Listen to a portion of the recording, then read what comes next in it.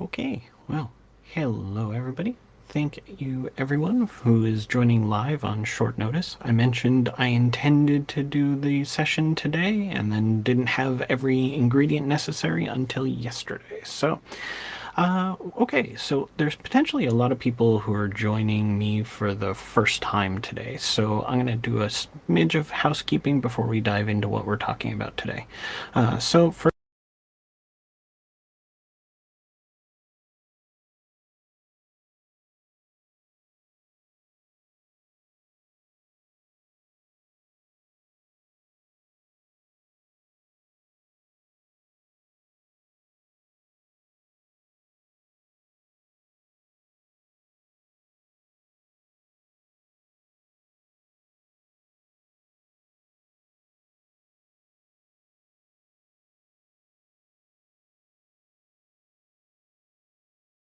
let's see, other couple of housekeeping things.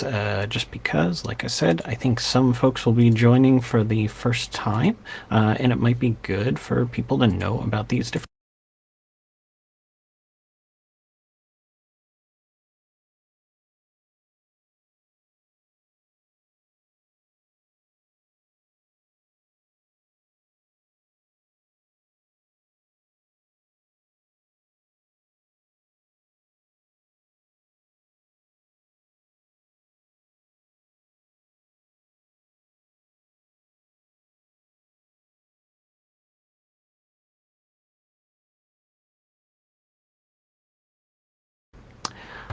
I appreciate the chat telling me that there has not been sound. We're off to a good start, everybody. Okay, thanks, Restream. All right, starting back over. Appreciate it, everyone. So, yep, super short summary. Business Central generalist. I've done lots and lots of odds and ends. As I was saying, housekeeping wise, there is a now available in hard copy version of the first 20 hours with Business Central. And thank you everyone for sticking with me on things. Other odds and ends that are free, useful utilities. If you go to the articles, there is a blogs roundup delivery. This is a newsletter type thing that's I set up and sends out daily or weekly roundups of tweets and blog posts. So if you haven't signed up for that yet, you might find it to be very useful. So this is a good place to go. These are free. There's no advertising. It's all meant to be just community content. And last but not least, if you're the sort of person who hasn't yet joined the Business Central Discord, which some of you are joining today from the Business Central Discord, I would encourage you to check that out. I will link that again in my Twitter today. It's super useful stuff. So, okay, housekeeping all done. So let's talk about what are we doing today. Today is going to be a little bit of a bonkers sort of thing. I don't know how many of you experienced when you've invited a good friend over and they're early and you haven't gone to the store yet. You just go run errands together for a little while before the intended hangout. This is sort of going to be that. I have a brand new app that I need to be in AppSource. And I realized that all of the things that I'm going to be going through as part of putting it up on AppSource are going to be steps that you all are going to need to follow too. So since I've been through this once with 2 apps successfully in the past 30 days, I figured it'd be a good idea to share and have you ride along. So let's go all the way back to the beginning. They cover the docs. The docs section of Microsoft's site covers lots of the basics. Sometimes it's really helpful. Sometimes it's not. It's mixed results. There's lots of prerequisites to things. So the first of all is you have to be a Microsoft partner. Go figure. You have to have configured a partner network account. You have to be set up in Partner Center. You also have to get registered as a publisher, which involves some contract agreements, and there's a bunch of different steps involved in that. So you need to do all those things. They sound easy, but they can take a little while, so plan ahead.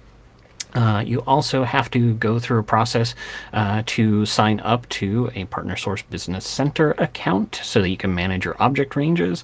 We'll be talking more about that. And then you also have to get some different things registered with Microsoft. And the order of this is a little wonky to me. I'm presuming that the steps here are assuming that you've already built your solution and you're ready to go. For example, here they're suggesting that one of the things you need to do as step 3 is get your app object range. But they also then later say you need to register your unique prefix or suffix. Well, you need your prefix and suffix probably earlier.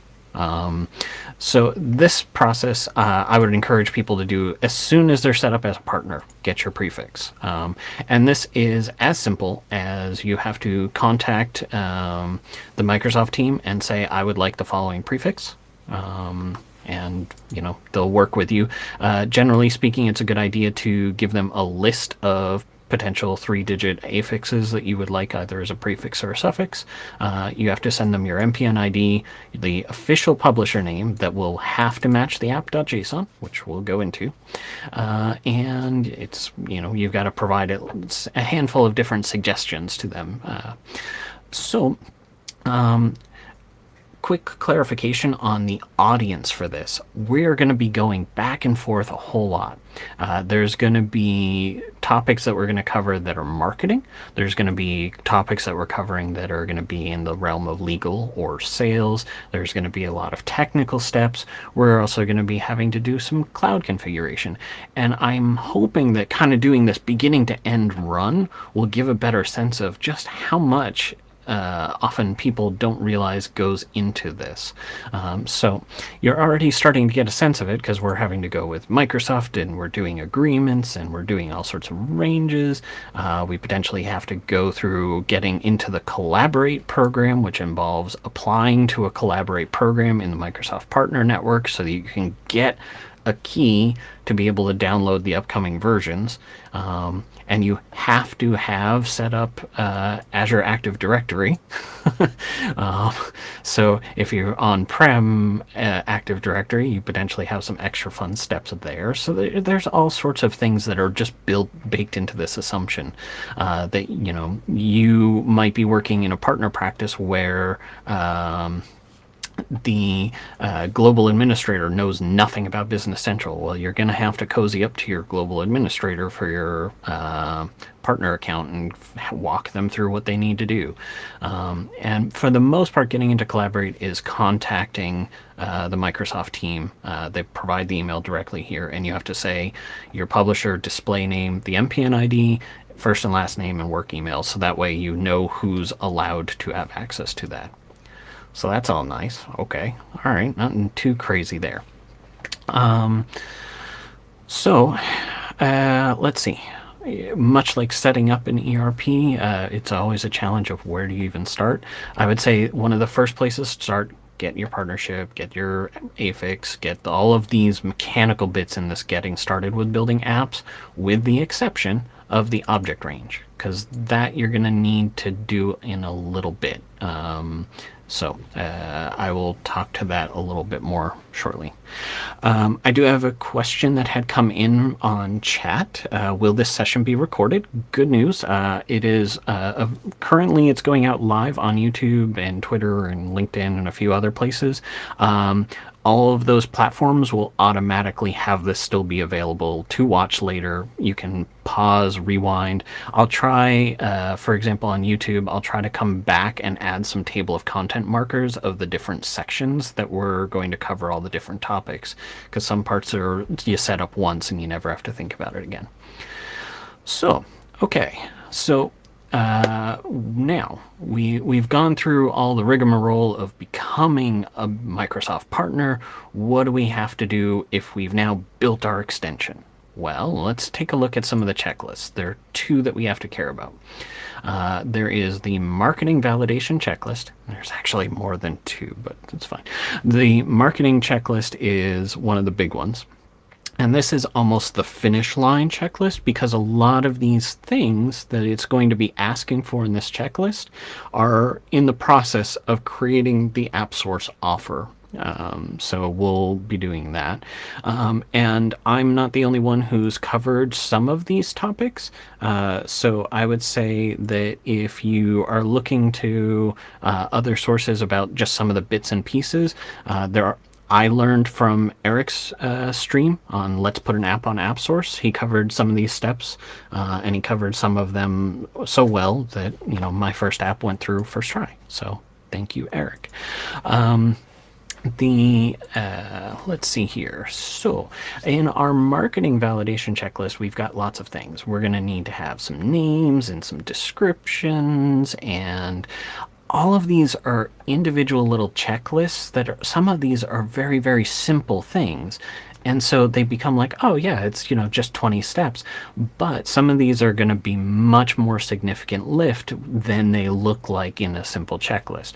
For example, you have to have a privacy policy for your company, and you need to have a support page for your company, and you're also going to have links to like terms and conditions. Well, if you're a small developer, you may never have made any of those things before. There are some websites that will help you generate those. I would say look around, consult local attorneys. Unfortunately, that process might take you a lot longer than you think if you've never done it before. Once you've created your terms and conditions, then probably it becomes easier. So some of these are capital sort of efforts that you do once, and then you don't have to think about it. But some of them are a doozy.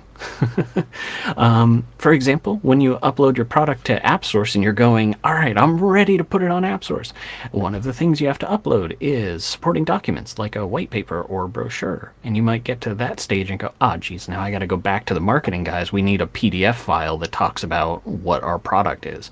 And you have to meet some very particular requirements in all the things that you're doing too. For example, for logos, it has to be this specific set in this range of sizes. Has to be, or it'll be rejected. Screenshots, you have to have a minimum of 3, and they have to be this resolution. And there's also some important rules there. You're not allowed to include like Dynamics logos or trademarks in those screenshots. So you got to be very thoughtful and thorough about creating your assets ahead of time before you're at the upload to the asset stage. One of the things that I did for myself, and you guys will probably want to do something similar, but in your organization, is just run through these checklists, reading through them to understand what they all are. And as you read them and understand what they are, go through and create a little Excel list of all of those different steps. And for larger organizations, you may need to also figure out who's going to do what, what teams are responsible for all the different parts that we're going to be creating. And just work up this list. We're going to go through a bunch of these. So the other major checklist is the technical validation. So I love that they added to the beginning of this. Your first requirement is to develop your extension. I appreciate that. I hope someone had a chuckle adding that. That's true. If you haven't developed an extension, it will fail. So that's fine. Okie doke. We're going to go through each of these because we're going to have to do all of these. So let's see. Oh, there is a ticking time bomb one in this list that if you haven't done it for your organization, could take you weeks. So something very important to be aware of. This little guy right in here. The .app file must be digitally signed. Well, that sounds like a no big deal. You go, okay, well, there's probably some great blog posts, and, they've got this guide on signing an app file. There are both of those things. This is a good guide, and there are great blog posts about how to do these steps. But What you need is you need a certificate, a code signing certificate, not an SSL. You need a code signing certificate for your organization that matches the publisher name on AppSource.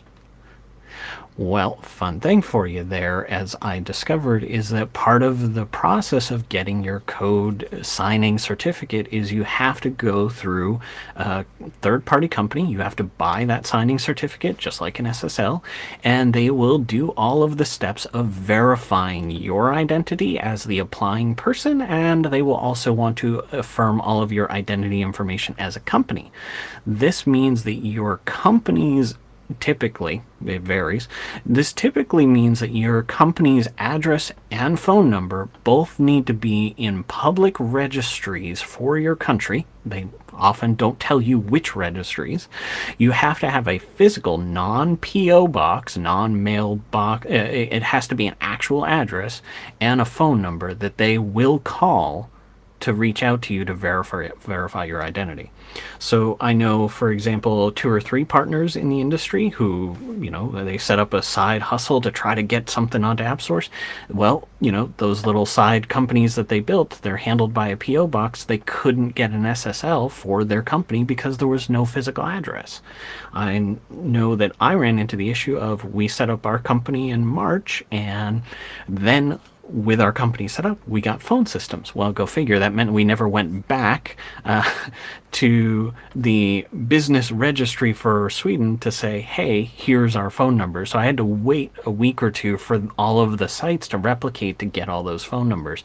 And it will vary by your country. So you as soon as you start thinking about getting on AppSource, you need to start thinking about putting together the code signing certificate application, because that can take a while. I know I had to poke the provider I was buying it from. They did a great job. I ended up with Sectigo, I believe, was one of the folks that I used. There are plenty of others out there. I can't say if the experience with them was great or terrible. I don't know. It was sufficient. They got me what I needed. So I did a code signing process with them, and they guided me through it. So it got me done. But be aware, that's one of those things that it's a tiny little item in the checklist that's as dodoy as you need a name for your extension, but in fact it's potentially weeks of work. So bear in mind that some of these checklist items, you want to look at them early on. And if we look through, I don't think there were any other big gotchas in here that messed me up, but it's something to be aware of. Yeah, I think that's it. Oh, and I have a small tiny bit of great news. In my checklist, I still had this item in here up until a couple of days ago, scenario doc. That just got pulled out of the documentation, out of the technical validation checklist 2 days ago. So yeah. What that was we had to provide to them a Word document or PDF or whatever that outlined all of the steps that if you were going to do manual testing of the extension to prove that it worked. I don't know what the reasons for pulling that from the checklist are, but I am very thankful to not have to do the step-by-step, here's how you test it in a Kronos environment, manual step process. So that's pretty cool. Let's see. So I have created for today an extension. Oh, okay. All right. Thank you, chat. That manual process was abandoned as a thing a year ago. They've just gotten to pulling it out of the checklist. Okay. As you will see later in the offer, there are some things in the Azure offer creation process that you have to add something to the file, even though they're not going to use it, and it'll make you laugh. It made me laugh. I'm a little annoyed that I spent a lot of time making a testing documentation for my last solution. Oh well. But thank you, everybody. It's so hard to keep up, isn't it? Okay, so what the heck are we making today? Well, on Friday, I had a request from somebody, or at least an idea spawned on Twitter. It's a strangely popular place for Business Central technical people. Someone asked, if there was any way to change calculation on the item card to change the flow fields around in a good way. A nice, easy way to say, hey, this quantity on sales order, it's not showing what I expected it to. Is there any way I can adjust it? And the answer is, of course, no. You can make a per tenant extension that adds one that does what you need or whatever have you. And it got me thinking about some of the different needs that people have had over time to do different availability ideas, because every customer has different inventory needs. Like, I want to be able to see my inventory by location, and I can use the built-in inventory by location, but maybe you're using a third-party solution or a custom thing that you need to drill into that data a little bit more, or you need to see stock levels in the other company to see if you can create an order, if you can promise something to a customer. So what I did based on that was made a little extension that I'm pretty happy with, and I'm going to throw this on AppSource and we'll see how it works for people. That allows you to define a calculation. So here, let's take basic availability. We can say, all right, I would like the basic availability to display as basic available, no dot, please, which is just going to show to the user the inventory plus the quantity on purchase order minus the quantity on sales order. I don't care about assemblies or jobs or any of those different bits and pieces. Okay, sure. And if we test that calculation out, what does that look like? Well, let's run it real quick. We can see that there's 155 on inventory, 0 on purchase order, some on quantity, some on sales order. So here's the resulting total, 146. Okay, that one doesn't do anything really special for us, but, it's nice to have in our list here of here's the basic available, and I can see the history behind that and see, okay, this is where it calculated that from. Well, the question and scenario that came up on Friday that we needed was a little bit of a different one, where they wanted to be able to look at the sales lines, and they wanted to look at the quantity, not just the outstanding quantity, the total sales quantity. Well, how can you do that? Well, okay, here you go. Let's grab the sales line quantity field, and what I did for this is we wanted to filter that based on order and type. And there we go. And if we do our test calculation on this for our desk, and I'm going through this a little bit because it's going to be relevant for the marketing. So here we go. Sales line. We can see that there are 9 on these 2 sales orders. Cool. And just for extra giggles, because it's come up for a number of my customer scenarios, I also added support for, I want to go look at the total quantity of the item ledger entry in Kronos Distribution, the other company.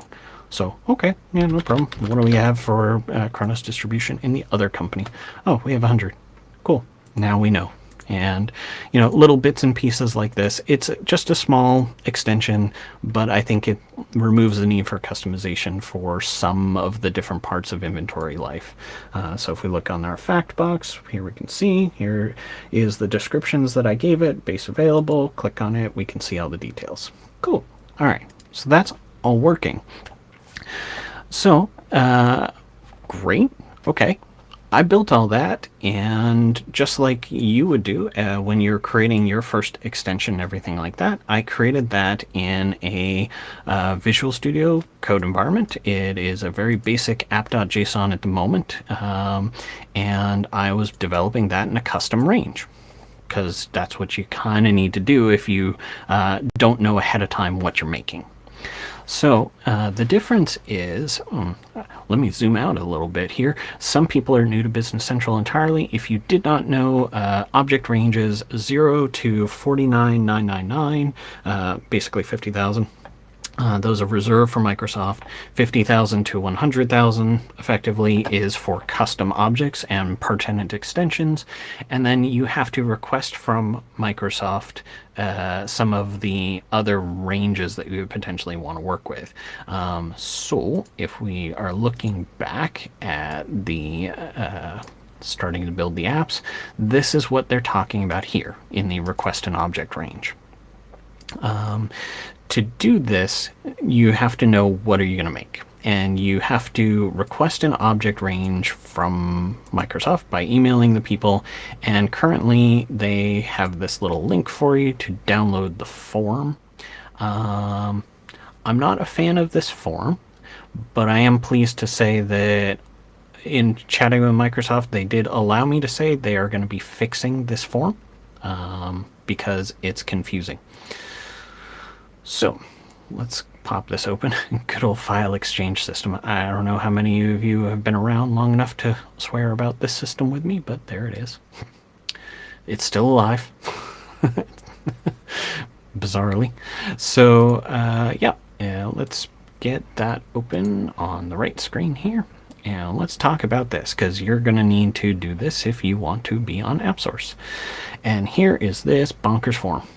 Woohoo! I'm very glad to hear that they are improving it. So first of all, you have to request a range from Microsoft. And the way that that works these days is they just give you a big giant, here's 1,000 objects to allocate between your modules however you want. And I find it really funny that we're currently in a place where they're still using the old module language. So you may see a variety of different places where they're mixing up a lot of different terms all at once. So for the most part, extension equals app equals module. Those mostly all overlap and can be used interchangeably. Mostly. So in this case, when you're requesting for the first time, you are going to, and boy, is that a little tough to see on screen, I imagine. You have to request a new object range and register a new module within it. If you are like me, even if you've been around for a long time, you probably find this confusing, especially if you're foolish enough to try to read these instructions where they tell you, go look at phase 4 for dual use rights, and there are 3 sections. So I am very appreciative of the fact that they are cleaning this up. So what would it look like if we were doing this for the very first time? Well, we would be choosing, we're going to choose that it's going to be for Business Central. And if you are going to back sell your solution or sell it to on-premise install, you also check that box. No big deal. Now, they ask you your preferred object range. And basically, the old CAL stuff is the sub 69 million, and the Business Central specific is the 75, 70 to 75. It's just what pool are they pulling from, so you don't have to know all that stuff. But now, separately, you are going to need your Partner Source Business Center account number, which is different from your NPM number. And that you get from our good old friend over here, the Partner Source Business Center. I'm not going to show mine on screen. I don't know if it matters, but you do your partner name and all that fun stuff. And then on section 2 and 3, you just name your module. That's it. To the best of my knowledge, I don't think there's validation that requires you to match this to the name of your extension. But I typically have done so in the past. So, for example, for me, this would be SBI in Tally. And for me, I want to potentially sell it under dual use rights, so I added it over here too, in Tally. That was about it. And then I emailed this off to Microsoft and said, please help. So that will get you through the process. When you need to get your next new module, you don't do the assign a new object range if you've still got available objects. How do you know if you have available objects? Well, guess what? All of the object management within that range they hand you is your problem, so to speak. And that is one of those charming things that you get to come to the old Partner Source Business Center for. For those of you who have been here before, you probably appreciate our old friend here. I hope that the potato that it runs on doesn't run out of juice anytime soon, because we need it. So in the developer tools section, there is this manage objects area, and it's a little confusing to work with, for sure. But I'm going to create my new object range today, because that's what you would need to do as well. So you would say, which product line are you configuring? And if you do search and you have not created any apps before, you'll see nothing. What you should see from Microsoft, however, is they will have given you the object range in an email to let you know what it is, and it should show up in the list over here. And this will be a list of all the different ranges you've gotten over time. And chat, feel free to correct me if I say anything daffy, or just inexperience shows on what we're doing. And in theory, if you have submitted and gotten your approval on your module names, you should see your little modules here. So here's my SBI InTally. All right, cool stuff. So you have to say which object ranges for each and every object type, query and page and code unit and blah, blah, blah, blah, blah. I mean, it still even has forms in there. You still have to specify within those object ranges when you add this to someone's license, what do they get? Okay. The good news is that you can import and export this to Excel, and that's what I have historically done. It's a heck of a lot easier to work with. The partner source permissions. Let me pop open Excel and bring that on over. Alrighty. So, yeah. So, for example, for the SpareBrains licensing app that some of you may be familiar with, which we're going to be making use of today, you can see that I said, okay, for Business Central and Business Central on-prem, here are the object IDs, and it's for this module number, blah, blah, blah. So what we're going to need to do is we're going to need to add to the end of this list a new range for the InTally objects, which thankfully are not too big. If we look at the source code behind this one and we look at our list, it's a pretty small extension. I'm probably going to give it about 10 object range for every object type and just call it good enough. That seems fine. So let's do that real quick. So we're going to be nice and lazy about this. We're just going to copy this all down and then update the relevant values. So we're going to say, okay, this is going to be 720, and we're going to do 729. 10 feels fine. I don't anticipate needing lots and lots of objects for this. Even new features are going to be building new stuff into the space. So there's that. And then we need our module name, which we can see in here is 590 SBI InTally. Okay, well, that's cool. So we'll copy that down and we'll do 590. Looks like they're leaving a 5 gap for all my stuff. Like, all right, sure. So we'll copy that on down. And unfortunately, today is going to be we're going into the weeds on all the little steps because you have to do all this. But we also need the module ID off to the right-hand side. This is tied under the hood to what's in here. I think if we export the file name, we'll see the module ID, or was it as simple as selecting? Aha. Okay, if we select it in the drop down here, we can see it's 68904 under the hood. Okay, cool. So we're gonna do 68904. Okay, and we'll copy that on down. And we'll save that, and we're going to drop that to a CSV file, and we need to switch that to our good friend CSV, and yep, sure, OneDrive is fine for that. Okay, so let me do a quick change back to just all the generic objects, and now we can choose file and import, and we'll grab our CSV file that we just made, which is in my OneDrive, just sitting in the root here. So that's easy enough. Let's see if it lets us. I probably have to close that in Excel first. Import. Invalid file format. Oh. Yeah, it's tab delimited.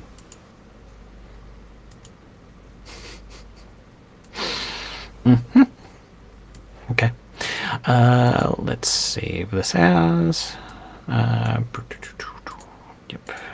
Since I saved it in OneDrive, now it wants to save a copy. This is a tab delimited text file. I forgot about it.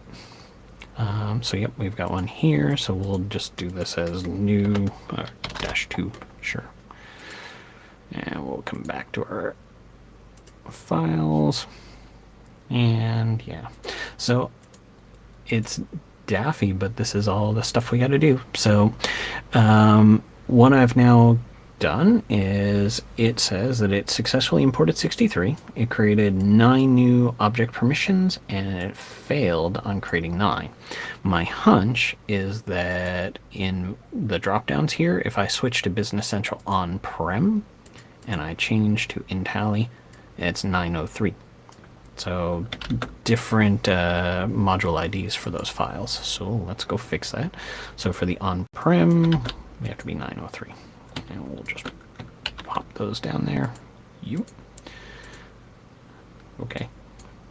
Helpful pasting Excel. I appreciate it. All right. So now we'll save that again as text. And it's generally a good idea just to keep this as a rolling thing. You can always just import the objects again. It doesn't cause any harm to do it that way. So nice and easy. You see exactly what happens. Okay.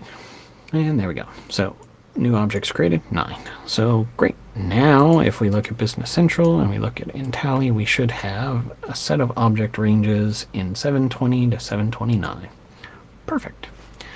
Okay, so that puts us in a good place now where we can now name and number our extension. So what I had done was I was working in a temporary workspace, and I am going to create a new extension and just copy over all the source file. And we'll talk about a couple of the settings that will help you out with working with those in just a second. So if we grab our source folder here for the Intally side of things, and I grab all of my source folder for the proto calculated. Sure. Okay, so let's grab our source and Visual Studio Code, and we can grab packages. Sure. And we'll drop that on in here. Whip. There we go. And I'm going to copy over my app.json, but we're going to modify it up.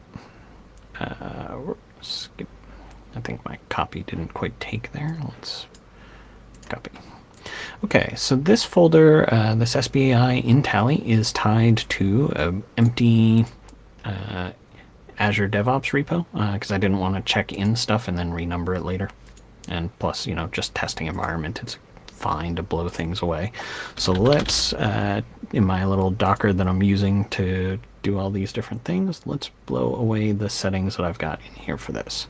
So we'll uninstall this and delete the data so that it's clear and ready for a new version of the extension in a whole new object range. And that way we don't have numbering conflicts, because we need to add all the dependency stuff for licensing. That's going to be one of our fun topics for today as well. So if we now look at our Intally, we have the app.json, and here we go. We've got the source codes all in here.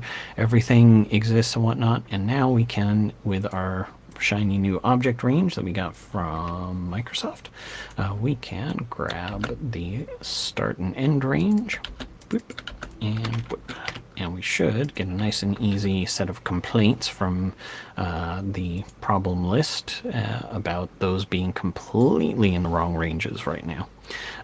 So that's fine. And we also need to turn this into a workspace here. So let's look at the workspace settings. And I'm going to bring over a bunch of settings from the other environment real quick that we're going to talk through what's in here, because there's a bunch of good stuff. Okay, so we want, particularly, we're going to want a bunch of different things. We want, interesting, this opened a settings.json, not a workspace file. That was unexpected. Okay. Yeah, we'll go with it for now. That's fine. It's only one extension. If you are planning to do a lot of automated testing and development work around this, you really should be working with a full workspace. And a lot of the steps we're going to do today manually, you should be doing with pipelines. I would strongly, strongly encourage that. I am absolutely going to come back and set up a lot of pipelines for this. This was just the presuming you have none of these things side of everything. And since it popped us into a settings.json, we don't need to be inside of settings. All right, so now we need to add, most importantly, to our code analyzers. Not only should you be using CodeCop and UICop, but now we add our AppSource cop, which will blow up at us about a bunch of stuff in here shortly. But it is a good idea to think about your strategies. I've, for example, heavily used Waldo's extension to organize my extensions because they're usually small enough that this reorg is a good fit for the scope of what I'm doing. And I definitely use the object name prefix, so that's all good. So we'll save those settings, and anytime I change the settings file and change the app.json, we've done lots of stuff to this, probably a good idea to reload. Right, Steve?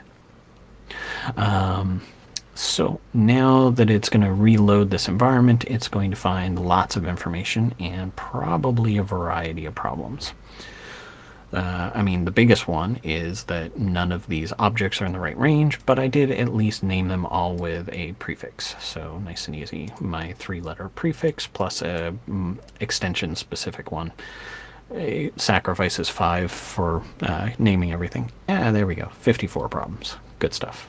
That's more like what I was expecting. Most of them are, hey, this is way outside the allowed ranges. Absolutely true. In the commands, we have the AL toolbox. Renumber all objects. Let's do it. Blam. Everything's changed. Alrighty. So now we'll go ahead and save all. Lots and lots of files to be changed there. Thankfully, they're all the same name, so we're not doing anything too crazy. I still haven't checked in the first check-in. I also haven't added a git ignore to this space, so that's also a should have. Let me grab a good git ignore file, because definitely going to want that. Let's see here. Just looking at my other screen through a couple of folders, but let's get a git ignore over here. At least something to get us started. Whip. There we go. Just to get rid of the AL packages and some of the various .app files. That should drop our list from 39 to 28. Good. Perfect. Okay, so now in our problem list, we're down to a variety of issues, and most of them are field numbers in our table extensions. Perfect. Good stuff. Okay, so let's fix that real quick. I'm pretty sure our AL toolbox has renumber all fields. Let's do renumber fields just in the folders that we're in here. Renumber. And we're going to start from... Let me copy that starting number here. Great. Okay. And somehow or another on my start screen, I managed to try to convince Cortana to help me code. That would not go well. Okay, so renumber fields, and we'll start from here. Whip. There we go. All good.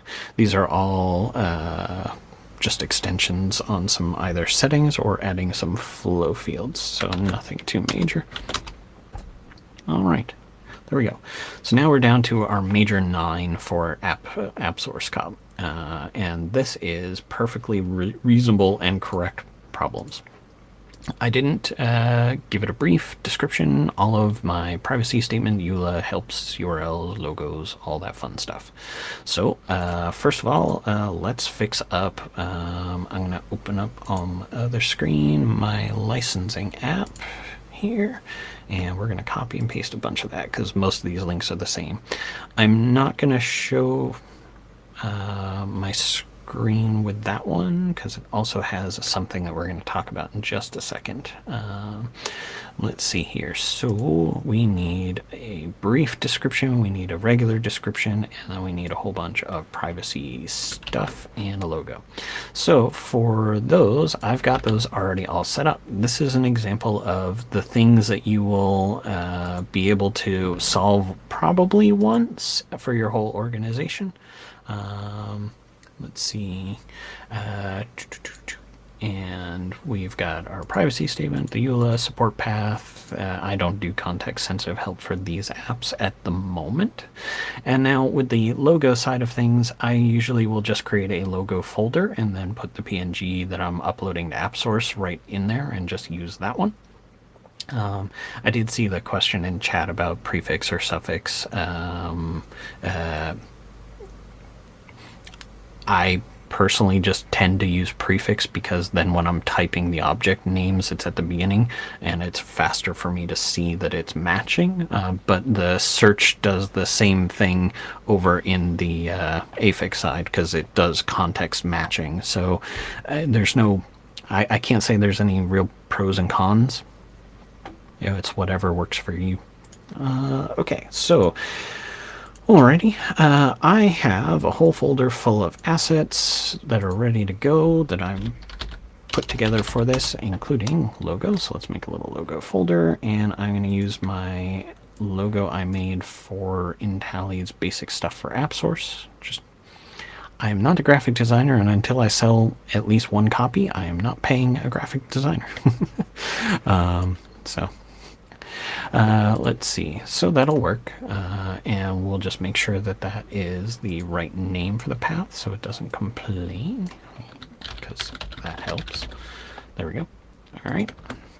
So now we've got a logo. One of the assets in your checklist is you must have that 350 by 350 PNG of the logo of your app. So there we are. Okay. That gets us that one, and we're also going to talk a little bit about one thing you should be doing, and this gets us back into the wonderful world of IT related instead of marketing. One of the things you should absolutely be doing, and Christoph on his MyNav blogs has a fantastic guide to using this, is Application Insights Connection String. What this will do is this will tell the app when it gets installed into people's environments in the cloud, is where should I report my telemetry to and all that fun stuff. So that can be very, very important because it might be the only information you have of who's actually installed it. The theory behind AppSource is that when you go to Business Central AppSource, let's go and take a look here. The theory is when you come on in here and you go, hey, this Excel importer looks pretty cool, free trial, blam, and you install it into your environment, it's supposed to send you a lot of contact information so you can do follow-up with the customer to let them know about things like installation guides and product keys and all that fun stuff. I have not yet once gotten a single message from Microsoft on the CRM setup. It did absolutely work correctly when I tested it, but no environment that's installed this app yet has done anything other than report its telemetry via the telemetry key. So the App Insights connection string is very, very important. And if you've only been in the NAV world and you're unfamiliar with Azure, woohoo, let me tell you, well, welcome to the wonderful world of you're now also an Azure IT administrator, Business Central developer. You have to configure an application insight library in AppSource for it to report its telemetry to. And yes, I'm pretty sure I set up correctly, chat. If you want to have a discussion about that, we can certainly have that offline. I am not the only person who has experienced a significantly higher volume of not getting getting leads from the system on this. So let's create a new resource. This is going to be an app insight because we're going to need this. And one of the scary things about, I probably have to type it exactly, application insights. One of the crazy things about setting all these things up is you just have to know all this stuff. And if you're an old time nav partner, like this is pretty, I feel like I'm going crazy here. I thought I was doing the right thing to create a resource. Let's go to my resource list. Okie dokie. So, all resources, yep. And I'm still stumbling around in Azure. So those of you who are used to it and you're kind of going, oh man, yep, that's the nature of it. So let's create an application insights. There we go. I don't know why it was searching the market space and not finding this one. It's fine. Whatever. Okay, so this is going under my main subscription, and I'm going to add this under my AppSource Insights group, and this one is going to be for my SBI in Tally. Sure, and I'm in North Europe region, and we'll go with workspace based, I guess, and I'll put that into my App Insights North Europe workspace, I guess. If you guys are going, I don't understand what you're doing, that's okay, me neither. I know I can query stuff when I'm done. Let's see. Okay, so validation passed, create. And this may take a moment or two, but I want to kind of show you the idea of it. And the deployment will take a moment. So while we're waiting on that, why am I... Okay, or it could work instantly. Unexpected. So the idea behind the App Insights here, if we go to, say, the licensing app real quick, is that we can go into, if I recall correctly, and Christoph is going to laugh at me, but nonetheless, here we are. We can run some queries against the environment and see, okay, well, who's installed? Oh, okay, nobody in the last 7 days. That's fine. Let's do from November. Sure. There we go. Okay, so yeah, in late November, there were a handful of people who installed the extension, and here we get some telemetry data. Hopefully there's nothing in here that's going to be like GDPR related issues. I think we're fine. But it gives us some information about, okay, this was installed into production environment. I think if I scroll down, it shows a company name, so I'm going to be less inclined to show this in much detail. But this is where you get some info about at least what region of the world, what environment types are involved, and all that sort of stuff. As mentioned, Christoph has great details on his blogs about how to look at this, and there is a massive wealth of great app insight analytic tools that Kenny and team put together. So this is a whole world I have to get familiar with because it gives you great info. Oh, thank you, Christoph. Thank you. Okay, so yeah, we can see here, for example,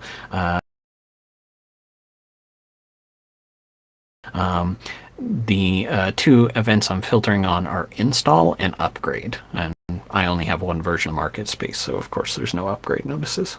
That's fine. Okay, great. Well, that's roughly what it looks like, and thank you, Christoph, for confirming. Yeah, this was apparently in the UK. Neat. All right.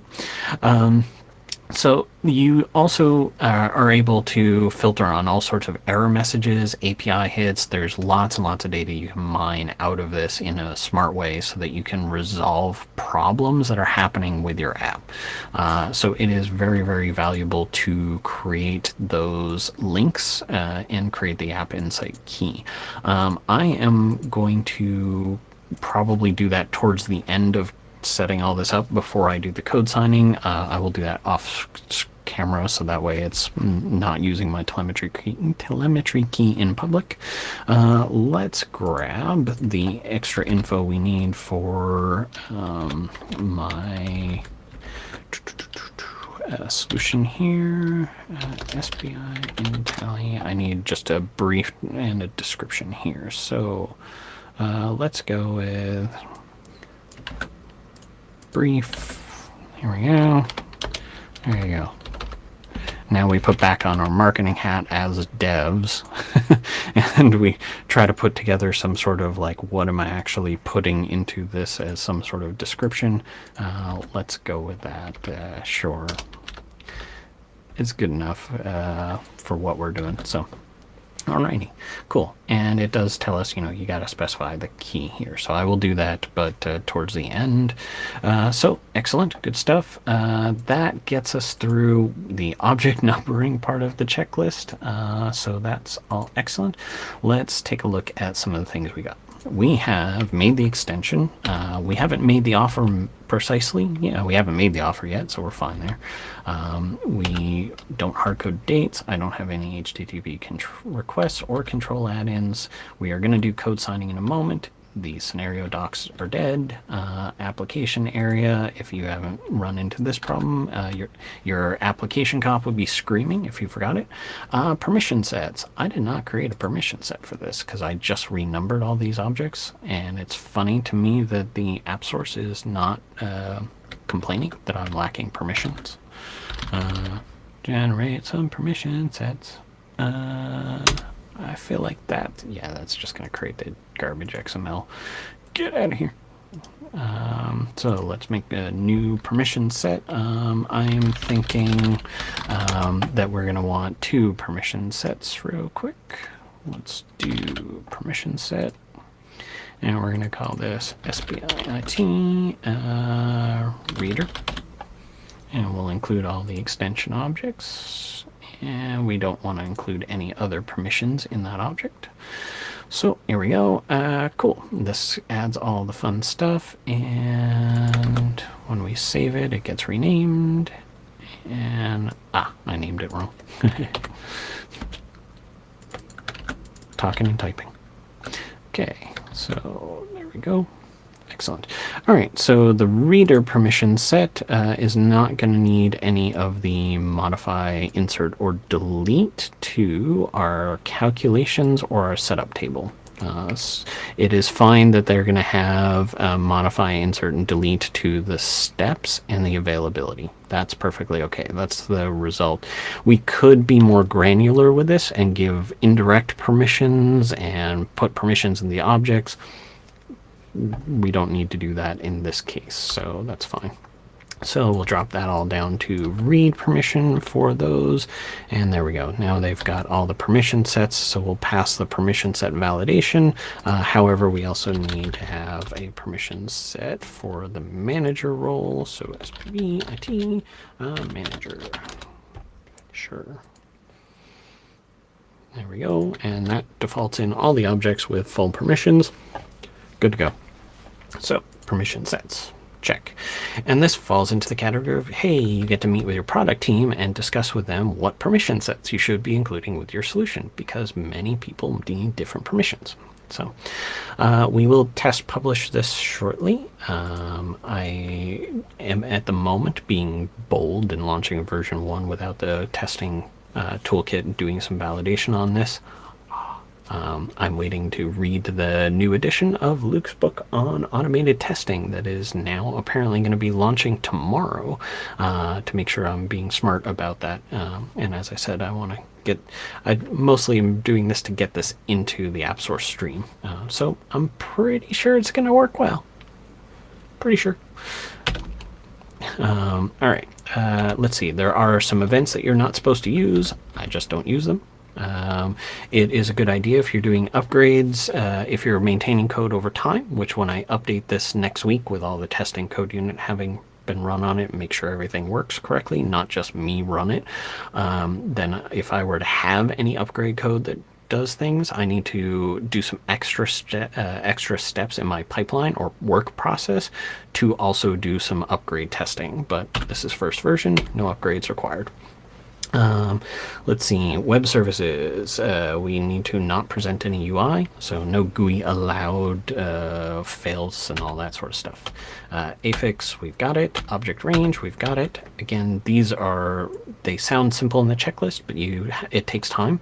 When I asked for the new module for the object, I asked on Sunday and got mine on Wednesday morning, so it's something you can't leave to the last minute. Because then you also have to do all of the numbering afterwards. You got to get your new license. For example, I'm going to need to go download a new license that includes that, I believe. So we'll have to do that. I think if I test install it, then yeah. No, really, we should be using testing. Yeah, we're going to still ignore it anyways. Data classification, that's a tech thing. You've got to set the values of things. AppSource would be complaining, but I did that all along. So like, for example, if I go look in my setup table, everything has at least some data classifications. This one's system metadata, so it's easy. But a lot of other stuff is account data. Let's see how you, again, some odds and ends around how you place things. When you upload your .app file to AppSource, it should not be a runtime package, which is fine. You have to do extra steps to make a runtime package, so we're okay there. Translation files must exist. Well, I did use the translation file feature in my app.json. I turned that on. It's only in English at the moment. I could also potentially upload it in bad Swedish. So let's see. And then if there are dependencies, we need to potentially include that. Well, here's the thing. Right now, you could just install this. There's no monetization to this app. You could just start using this and use this forever. So what do you do as a partner about that? This is something where I'm going to take a little detour, and I'm going to make my app hooked into my licensing module, and we are going to put back on our sales and business hat, and we are going to make the necessary components in my Gumroad platform so that people could buy the subscription key for this app. So if you're a new person in the space and you're potentially wanting to use the free spare brain licensing thing, you would have to go through these steps as well. And you're going to see some of my Gumroad data, which I'm not going to show anyone's email addresses, but you'll see some of my sales figures, and that's fine. It's fine.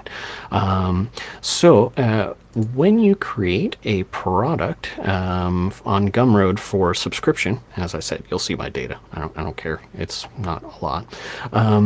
When you create a product in Gumroad that is going to be tied to a licensing key, that is in the family of a membership. They added the Patreon style membership functionality, and then added onto that, since it was a good subscription based mechanism already, the ability to give someone a license key with that membership. So we're going to create a new product. Alrighty, and we're going to charge on a recurring basis, and we're going to call this SBI in Tally.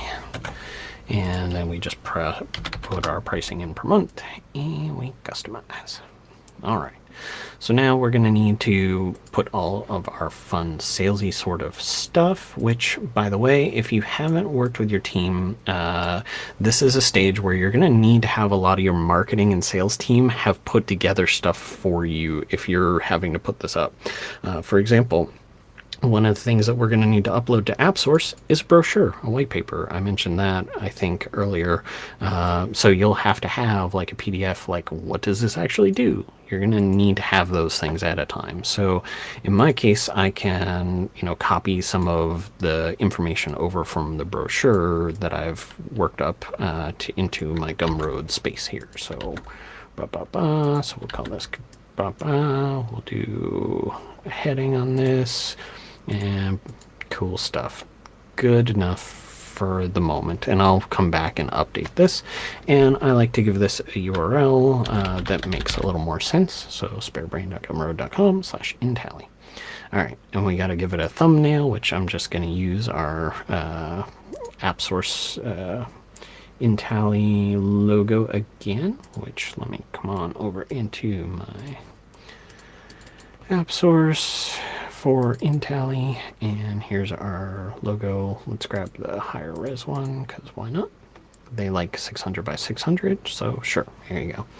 And then we also need to have a cover image for it, and that's what's going to show up in here. So we'll do that real quick. And for those of you who are not using Gumroad, don't worry, we won't be spending a whole lot more time here. This is just a small detour. So there we go, just some sort of preview of what's actually in here, and we can see over on the right hand side roughly what it looks like. We get a little preview. So we'll go ahead and name this one, which is going to be our per environment subscription. Sure. And we'll also set an annual price that's discounted. Not like a lot, but some. Why not? And now people can potentially buy annually the subscription key, and that allowed a lot of customers feedback so far is that they would want to just buy a year at a time and not have to think about it. Frighteningly and optionally, Gumroad also allows you to turn on the flexible payment system where you can put on the minimums. I don't know, I wouldn't want to do this for a subscription, but maybe if you were releasing like a free utility and you wanted to have at least some control over it, you could potentially put something in here where it's like, maybe €5 a month, but if it's of more value to someone, they can choose to pay more. So that's kind of cool. Okay, and I, through the SpareBrain licensing app, manage free trials in the app itself rather than on Gumroad, so we're not going to turn on the free trial thing here. And you can choose to automatically end subscriptions and things like that, but we don't need any of that. Okay, but the main big thing that we need is this unique license key per sale. Turn that on, and away we go. So that will get us where we need to go. So let's save changes, and we'll publish. Now, for those of you who want to sell it through a partner, two different things to be aware of with the Gumroad platform. One is the number one way I would recommend you do it is that you can allow people to sign up to be affiliates, and you can choose which products and what rate people are going to get. So I'm going to add my nice new product for SBI and Tally, and here we go, 10%. So now anyone who signs up to become an affiliate, when they sign up this form and I hit approve, because I do have to approve, which is nice. I can contact the people who asked to be a partner. When I approve that, they will get an email with links to each of these things where their customer can go buy that subscription. And then Gumroad will send them 10% automatically. For those of you who haven't watched the stream about the AppSource licensing, part of why I'm doing this is because Gumroad for EU-based customers does all the VAT reporting for you. Love it. So when you get the funds from Gumroad, VAT has already been taken out, I believe. So it's just the net, which is nice. The other option that you can do if your customers want to just buy the product through you as a partner, and you as a partner, you don't want the customer to ever come to this page and fill out credit card info, is that you can come in and you can add a discount code like partner and say, you know what, I'm going to do 10% off and unlimited use, and ta-da. There we go. Now you can add the discount code, and there we go.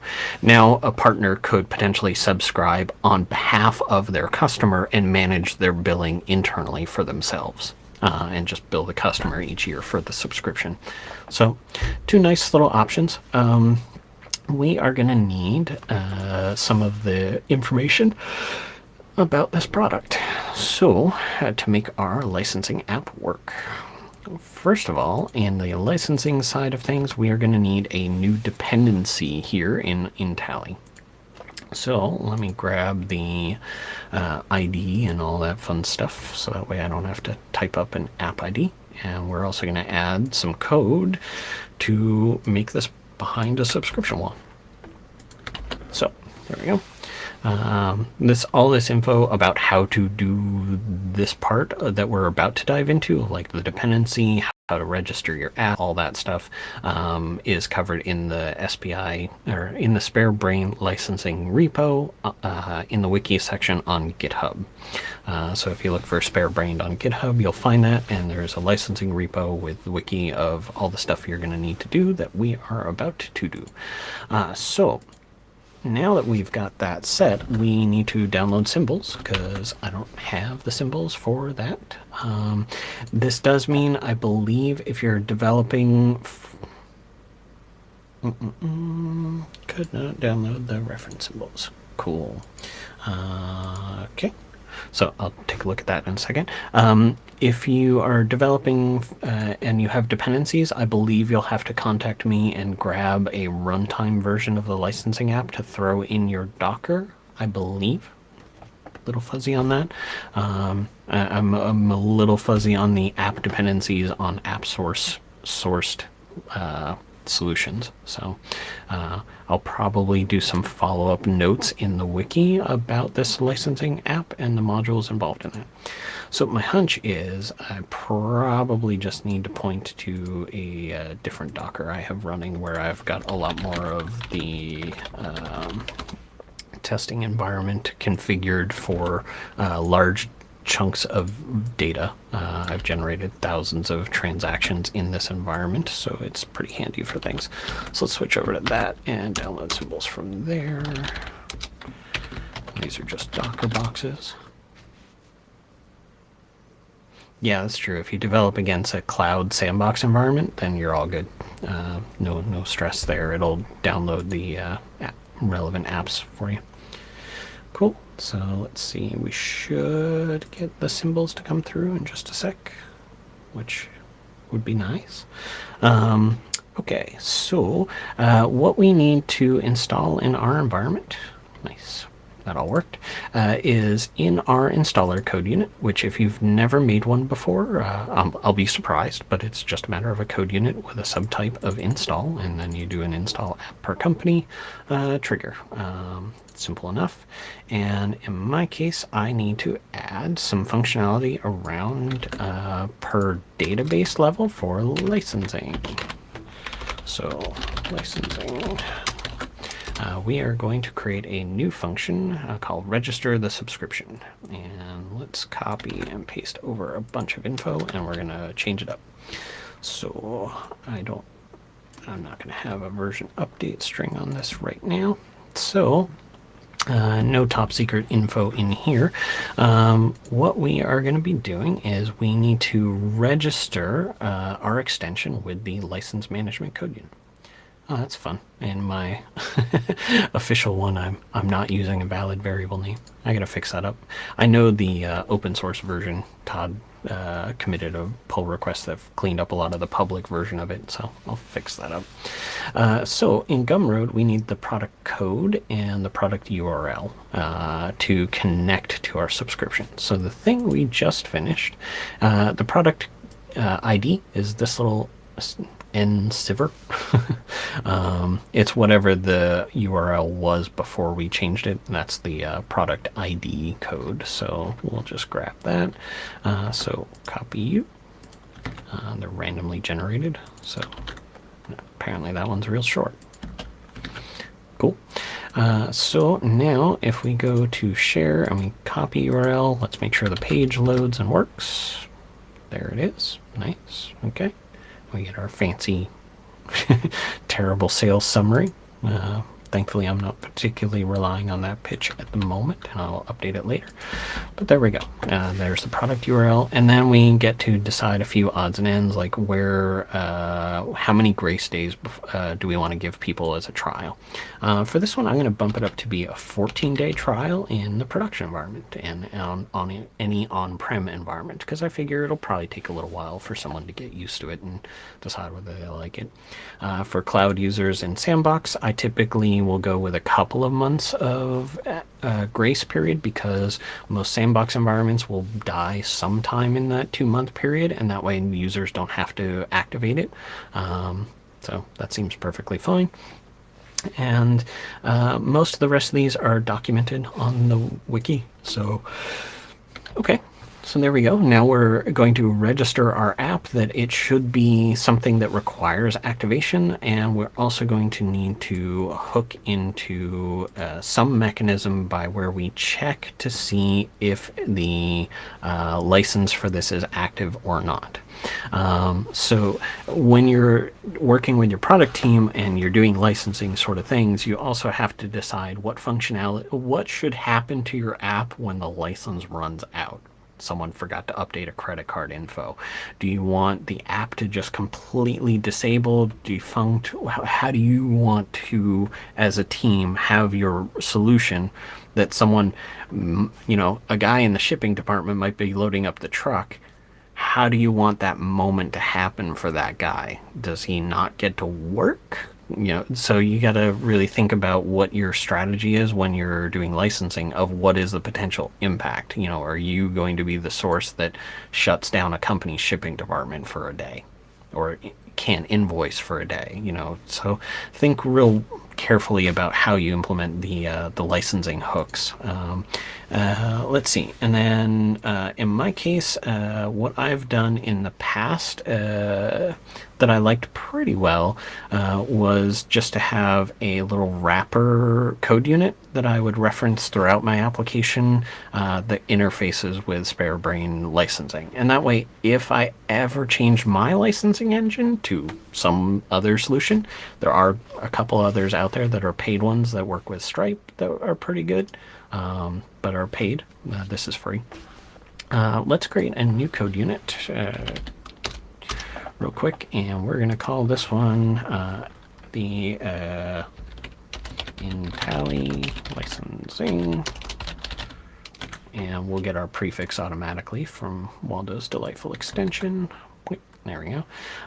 And all we need is a pretty basic little event here that returns a Boolean and takes a Boolean to say whether or not we should show the user an error. That's it. There's not a whole lot to it there. That's it, actually. So now we just get to decide real quick what do we want to have happen when this stops working. For my thinking, since this is showing in the item card, sales order, purchase order, it's showing in a lot of mission critical places. I don't want to have those places stop responding when my key dies. So what we are going to do instead is we are going to, in the calculation side of things and in the configuration side of things, we will put some walls up around the licensing module. And if a license dies, then the data just becomes stale. And that gives someone a gentler time period to potentially fix a problem. So real speedy stuff here, so that way we can move on to the next steps, because I think we've already been going for over an hour. Let's see. So next steps on this, we are going to, in our calculation steps, we have a handling around if it's running under GUI or not. So I think the logical place for me to do is here in this calculation routine is to have that function call. In the way this app is designed, if the data becomes stale and the system administrator has it configured to warn the user that the data may be stale, they would click a button to update now. So that would run these functional routines and say, okay, there is potentially an attempt to recalculate and the GUI is allowed in that scenario. Okay, then we'll go ahead and fail with the user environment. So I'm going to come on down into my calculate for item process, which is the heart of this one here. And there's a lot of crazy if statements. So what we are going to do then is we need our new code unit. So let's do the new code unit. And here we are back over into the dev side of things. So as I said, we swing wildly between sales and marketing and development and all these other different roles just to get across the finish line. So what we are going to do then is we will check if active, and we can just pass it the parameter of GUI allowed. That's all.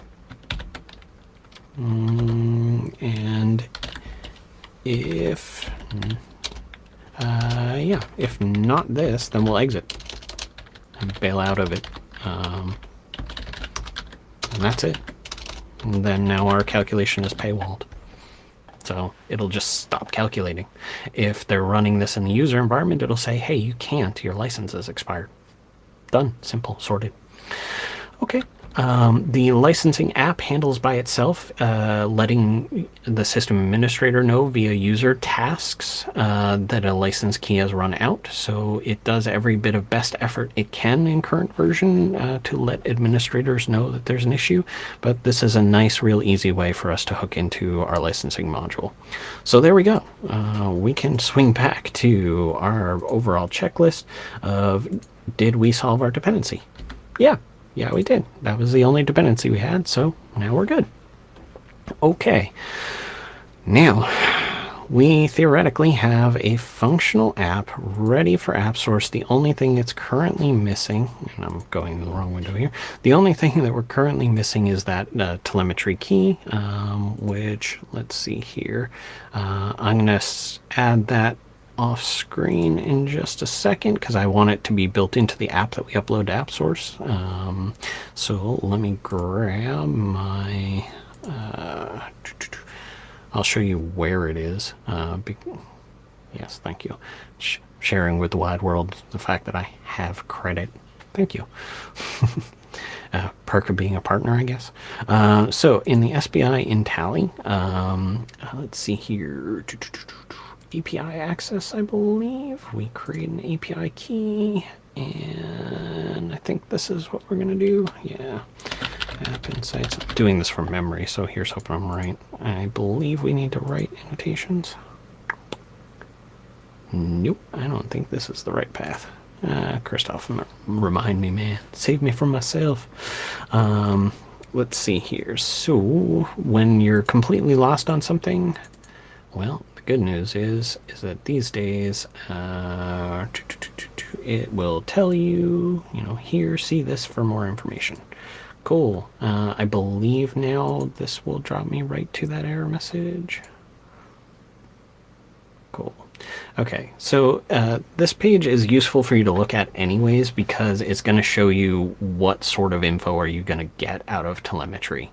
It will give you tenant level or extension level and what do you get from all of these different steps and pieces. So this is worth taking a look through anyways. I would encourage people to look at that and then they give some basic links to things, and then here is where you'll find the link to the GitHub repo that has all sorts of different KQL because they do KQL query. Let's see. So yeah, all right, let's grab the InTally, and we need our telemetry, which is going to be the connection string. It's this guy. Cool. So thank you, chat. You are wonderful. I appreciate you all the time. So yeah, up here in your app insights, in your overview, in the connection string, whip. It used to be you had to do the API key, I believe, and then they've changed it up, and now it's the full connection string. There was some changeover there. There are better blogs than I have about it, so I will let people discover and work with that themselves. Alrighty, so let's come in and take a look at our problems list. It's complaining about, yep, I didn't name those correctly. Technically, they're wrongly named. I'm not a big fan of these naming requirements. I think they're daffy. And we did only hook in the oh, I called it extension registration. I forgot I changed the name of it. This is another reason to use extensions, because if I just did code unit and I did the autocomplete and did extension reg, yep, bam, tab, control space, full, bam, it complies. I don't have to think about it. I forget exactly. I think that one's the variable helper extension, and I love it so much. Thank you very much. Helps me avoid a very dumb rule. So, alrighty. Most of the time it's aimed at helping us save ourselves. So we do also potentially have to configure in the AppSource configuration file the what are the mandatory prefix, suffix, and all that sort of whatnot. And that, as I recall, is just an issue of I need to add an AppSource cop.json into the root folder. So let's go back to Intally and we'll paste this one in.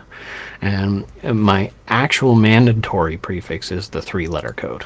So everything else after that's just fluff and styling, and I use it for myself. I have now created the app source cop JSON mandatory prefix, and there we go. So now it's complaining about, yeah, this part doesn't have that prefix. So let's make sure it does. There we go. Cool. So no problems detected. That doesn't mean there aren't any problems. So where do we go from here? We've now got it built. I'm going to check this in. First check in, all bajillion changes. Enjoy. Have fun with that. And we can now package this up. And what's our next step on this? So we've done all of the bits and pieces. That's cool. So let's go take a look at the technical validation checklist again. You can tell I open this a lot because, boy, so some of the odds and ends that are a good idea is to follow the advice of this. It's not in the checklist, but there's a step here to run the technical validation yourself, and that is a very good idea. So I don't recall if you have to have done your app signing before you do the AL validation. But I am going to treat it as I probably should sign it first and then try the technical validation. So let's go with that. All right, so we're going to need to package it up for the first time. And for giggles, let's also do something crazy and, publish and make sure that we can install it into a Docker 19 environment that I have. And this environment already has the licensing app, so the dependencies should be fine. And my launch JSON is pointing to the old page ID, so that's not going to help me. Renumber your objects, change your app JSON. Okay, so if we go look at our extension management, we should see our SBI in tally, and we do, 1.0. Cool.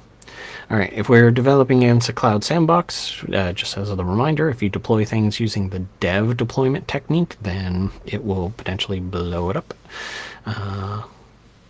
Yep. Yeah, so here was in the launch JSON is my startup object ID. I had it pointing because I'm lazy, and lazy is another way of saying efficient in this case. It was pointing to my calculation list. So let's grab that just so I don't forget later. Pop that new number in there. Okay, so now that we've got that, at least the app file exists, let's copy that into my Docker environment. So in the BC container helper, there are a million bits and bobs. There's so many things.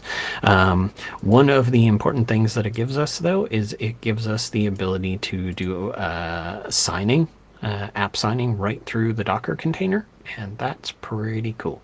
So let me grab, I used this script previously for my other apps. As you can see, I still have them open here. So let's grab the names of our application. And full name, please.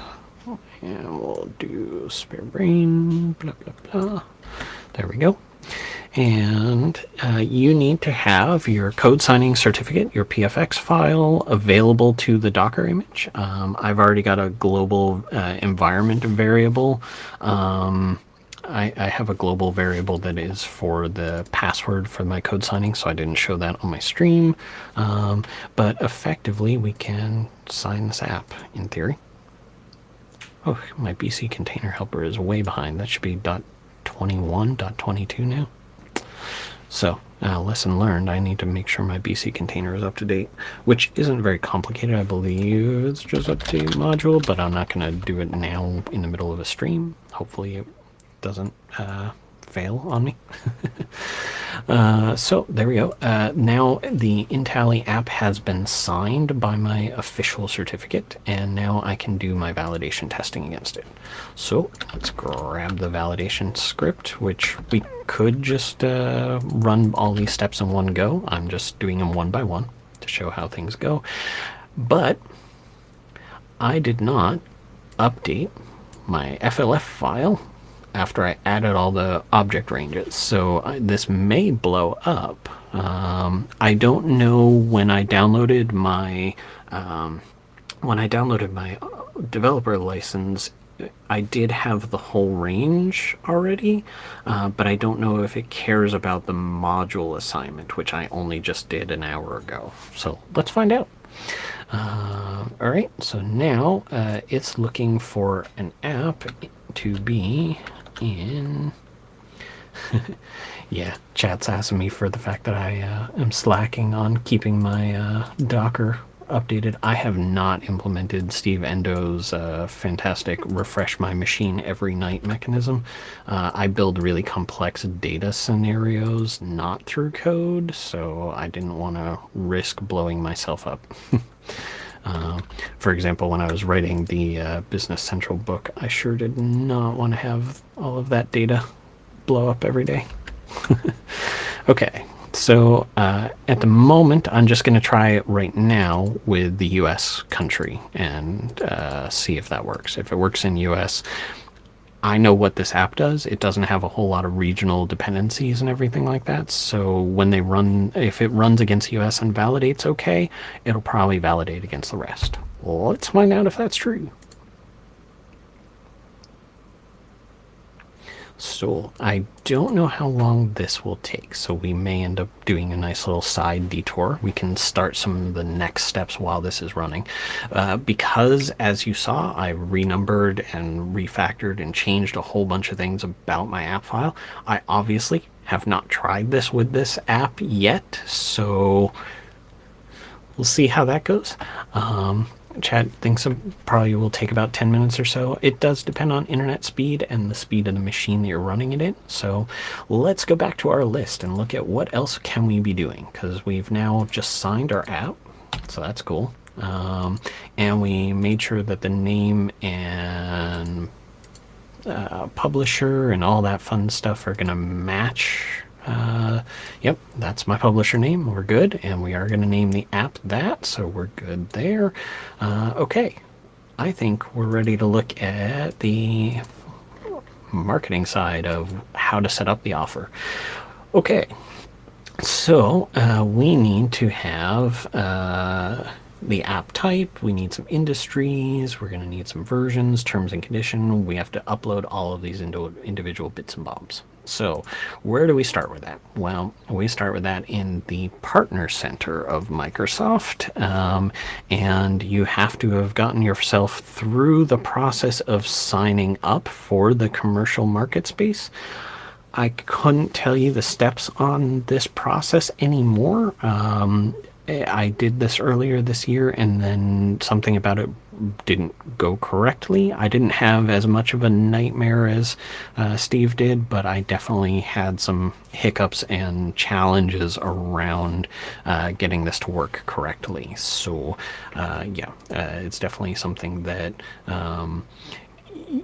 you'll have to stumble your way through a little bit, but you have to get to the point where you can see that new offer button in the commercial market space setting. I ran into an issue, I want to say in the early fall, where I had this all set up, but the new offer button disappeared, and I had to go through a bunch of work to get that to be re-enabled. So let's look at what this looks like. This is one of the things that Eric covered in his video series. This is kind of where his things pick up. And you can see here we've got Dynamics 365 Business Central. Okay. Sure. Now we need to give a unique offer ID, which if we look here, they're just looking for some sort of unique primary key type thing for your offer. Okay, sure. And it needs to be lowercase, alphanumeric, dashes and underscores. Okay. SBI. And I'm keeping it simple, no punctuation whatsoever, just so that way if they decide to change it later, I'm not going to ruin my world. So SBI and tally and create. Now I'm going to open up on another screen the same exact dashboard so I can look at my settings of some of the other offers, because I don't remember exactly what everyone was. Okie dokie. All right, so very first thing, it's kind of giving you a roadmap of all the things that you're potentially going to need to think about. First of all, the overview is your general status, and the overview will show you the status of your AppSource offering and everything you need to know about its published status. We're not there yet. We got to get through the offer setup. So here's the alias, and we need to see what is the package type. Well, for Business Central, it's an add-on. You'll find that this process is a little confusing because a lot of the language doesn't make sense with Business Central. So what we are going to do is we are going to do free trial. The Get It Now and free trial are the only two options that will let the users just hit the install button. Otherwise, the Contact Me does the gives them only the ability to contact you, and you will have to help them install it. I would rather people go for it. Just set up the thing, try it out. Test drive is a whole pre-built environment thing. I am not exploring that and all that sort of fun stuff. For my customer leads, and this is what I was chatting with Christoph a little bit about earlier in the stream of maybe something isn't configured correctly. I've connected this up to an Azure table and seemed to be correct. It validated as correct. So I don't know what to tell you there. I did all the things that it made sense to do. Yeah, we're going to drop out of there. And let's see here. We got the AppSource CRM here, and I need the access keys, and I'm not too stressed about this, but I will, just for the giggles, go ahead and not show those on camera. But what it'll do is it'll give you a key and a connection string that you then plug into the settings in the Partner Center. So I think that it wants the connection string, not the key. So same sort of thing. Let's grab the connection string. Just again, don't know what abuses people can do with the data, so figure I'd keep those off of camera. Let's see. Connect. And you can hit validate, and it'll test, can I connect up to that Azure table? And sure enough, connects just fine. At that table, I've got 20 installs of my other two apps, roughly. It's empty. This is the exact same process I've done for all those. So I don't know what's up with that. Anyways, moving on. Cancel. Daft thing, we need to hit save before we go to the next section, or it will discard all those changes. Okay, and now we've got to get into the fun, wonderful world of we've got to set some categories on this, which I don't know about anyone else. I have not found these to be particularly useful or relevant to Business Central categories. I guess this is kind of analytics, sure. And I guess kind of it's IT management business applications, I guess, sure. You can choose industries, but you have to choose categories. I do not choose industries because I don't know. None of the options when you do click plus make any special sense to my world. And then I've got a EULA terms and condition type thingamadealy that is ready to go. So I'm just going to copy and paste that. You will need to work with your you will need to work with your legal team to have a good terms and condition text. Enjoy that. Offer listing. Okay, and now this gets into the mechanics of what does your offer actually look like. And there is a variety of things that you have to have. Like I've run into issues where the search results summary wasn't long enough. It needed to be longer. Like there's a few odds and ends. I'm gonna just cheat a little and pull from my earlier description. Yeah, there we go. There we go. Solve common image. Sure. That seems like it's good enough. Okay, now one of the things that you need to have in your description is a chunk of text like so. Supported editions, countries, and languages. In my case, I support the Essential and Premium. Works perfectly fine. My solution is not country specific, but it is, at the moment, only English.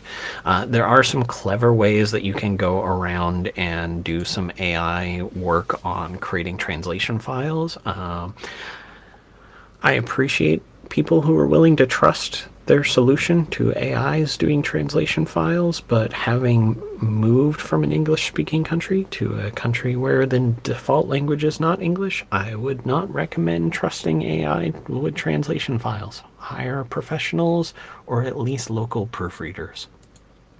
I wouldn't do it.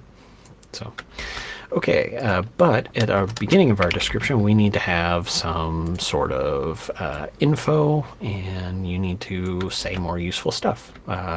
For example, one of the things they don't give you is they don't give you a whole lot of linking back to your own sites or pages to tell users more about it. So it's a good idea to, I'm just copying and pasting from my Data Braider product.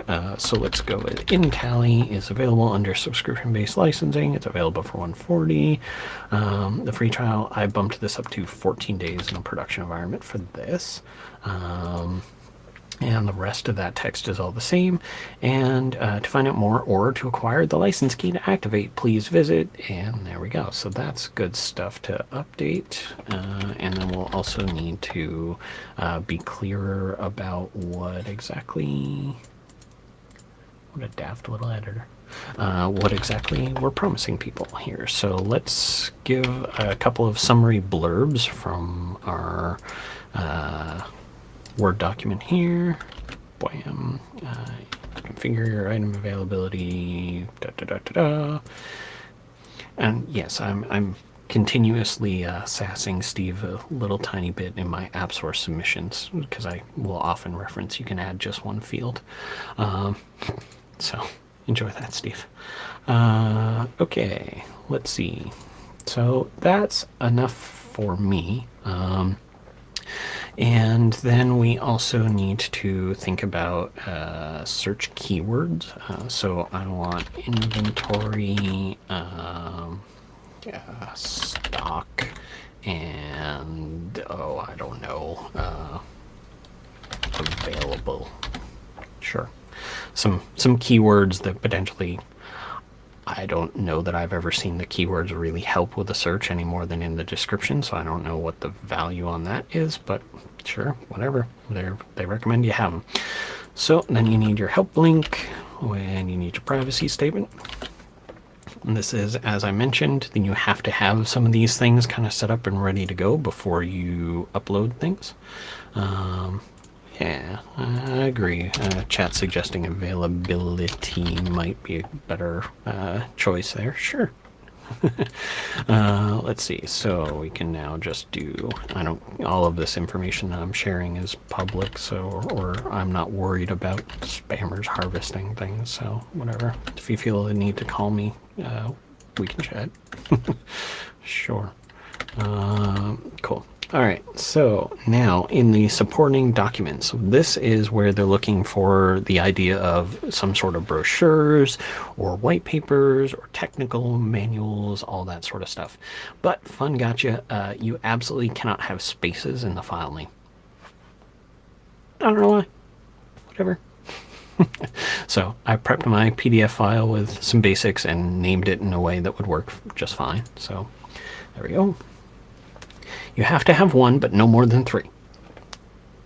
Okay. Sure. Okay. And then you also have to specifically give it a name here, which is what will show in the AppSource listing, I believe. Sure. And then we need to give it a logo. And it must be between 216 and 350 by 350, and it can only be a PNG. Well, good news, I've already prepped that. And then we get into the fun, wonderful world of you have to provide at minimum 3, but no more than 5 screenshots of precisely 1280 by 720, and they have to be PNG. And as much as I feel there are restrictions and whatnot, a lot of Business Central screens don't particularly look great at 1020 by 780, so it can be a real challenge to make them useful set of screenshots. One of my to-dos that I want to do is, you'll notice down here that they have the ability to add 4 videos to demonstrate your offer. I'm currently drafting up and scripting some demonstration video clips to put on YouTube that then I'll be able to put on the listings. You can update these listings without updating your app version. So if you just have a typo in your description, but the listing won't be updated until it goes through all of the same validation processes, even if it's the same version. So just bear that in mind. Same rules apply in the screenshots. You need to not have spaces in the file name. And it's a little sluggish on uploading, but not too bad today. You also have to add captions. So overview, I don't know where these captions show. We'll take a look in a moment or two. Update overview of Intelli. It's kind of a summary view in one screenshot of all the different things it does. Detailed look at configuration screens. Sure. That sounds right. Drill down into glory. No, data. There we go. All right, so once again, gotta save before you go to another step, or you get to redo all that work. Thankfully, it warns you. Okay, and then we get into availability. While we're plugging along on this, let's take a quick look at what failed. Okay, and we have an unexpected error while validating app. Guess what this wonderful thing is? No matter how many times I turn it off with group policy, no matter how many times I beat the heck out of the registry, real-time protection turns on and it breaks Docker.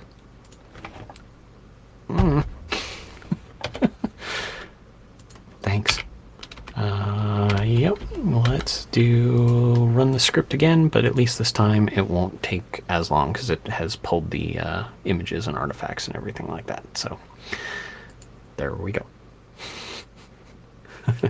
Yeah, laugh at my pain. I feel it. Like, just Defender, man. Defender.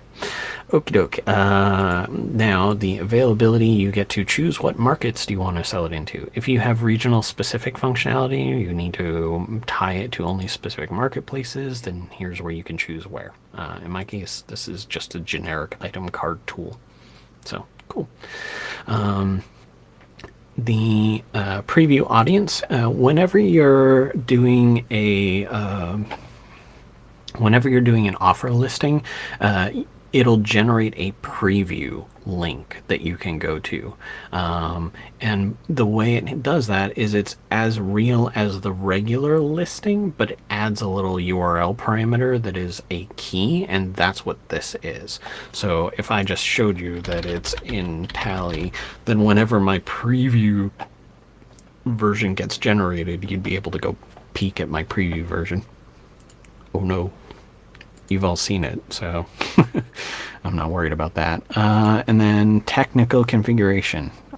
Yes, okay. So this is where we need to upload the signed and validated .app package file here. And if there are any dependencies, this is where you would also upload those as library extensions. I'm a little fuzzy on, in my case, I've got a signed copy of the SpareBrain licensing app that's available in AppSource. I don't know if you build your dependency off of my SpareBrain licensing AppSource offer, if you have to have something to upload here, or if it will know to go to AppSource to go get that app. I do not know. So that's a fun question. Oh good, it's downloading some more stuff again. Excellent. Okay, so then because you will be asked the question if you're doing this with any of the folks in your office, ooh, co-sell with Microsoft, does that mean that there's monetization with Microsoft? We can like do promotional stuff? No. We're in Business Central. We're lucky we can sit at the table. We certainly don't get to sit at the big people table. So there is no co-sell with Microsoft stuff here we can do. Okay. Let's see. I think that was it. Interesting. I thought we were... There's a couple of steps I was expecting to be asked about, and I'm not seeing them, and I'm wondering where... aha. Okay. On this supplemental content page, there are some required things. What release are you targeting? For example, you could, sometime in the upcoming few months, you could be building something that only works with 20. So you would say, works with next major. It doesn't work with current. So you can do some validation handling on this. And then you can also choose, even though this looks like checkboxes, you can only pick one. So yeah. If you require premium functionality, turn on premium. So like manufacturing and all that such. And then here's one of the things I was referencing, the key usage scenario. This was a document you had to provide that explicitly told how to test your scenario and provide any keys and all that sort of stuff. And you also... in my case, I have registration keys. If I didn't have a trial mode and I needed to give them a key, I would have to give them a Word doc that has all the test account information, blah, blah, blah. And separately, there's a place where we can upload the tests for doing the automated testing. This key usage scenario and app test automation, both required on the offer, they don't use them. All right. One error found. Unable to install. And it is because... okay. So here's my issue. It's spinning up a new container, and it's depending on the AppSource license. So the fact that I'm using a local Docker container to do the testing on this, I need to have the library app, which is this install apps. There we go. So in this test validation, I need to have that library app in there. Blah. Okay. Fingers crossed that won't take too long to run. Yeah, so you still have to have a file to upload in those because it will do validation. That's fun. Fun fact, and I'm going to do it again.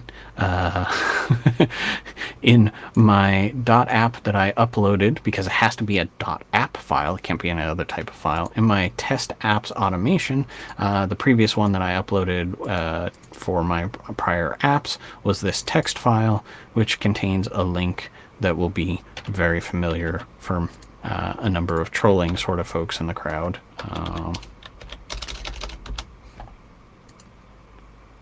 And it's one of the many ways that I know that no one looks at it. Oh yeah. Anyways, so no one looks at it. But it needs to be a .app file. So there we go. There you go. My app is never going to give you up. So since they don't require the key usage scenario, but they require it to be a .pdf, well, you can have that as a .pdf too. Good stuff. All right, so now we'll add our nice shiny new PDF file we just made.